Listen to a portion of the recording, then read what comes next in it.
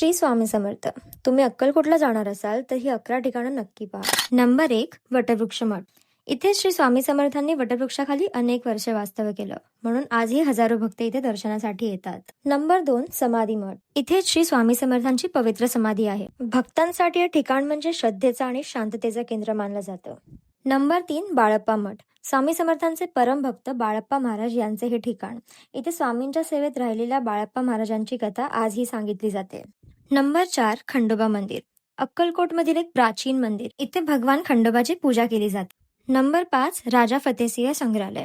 अक्कलकोटच्या राजघराण्याशी संबंधित इतिहास, वस्तू आणि पुरातन वस्तू इथे पाहायला मिळतात. नंबर 6, चोळप्पा महाराज वाडा.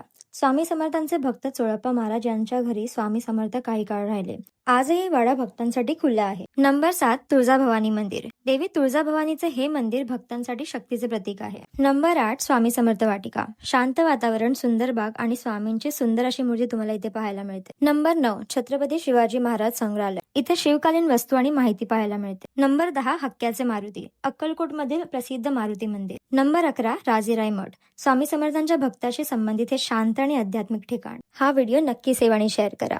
श्री स्वामी समर्थ.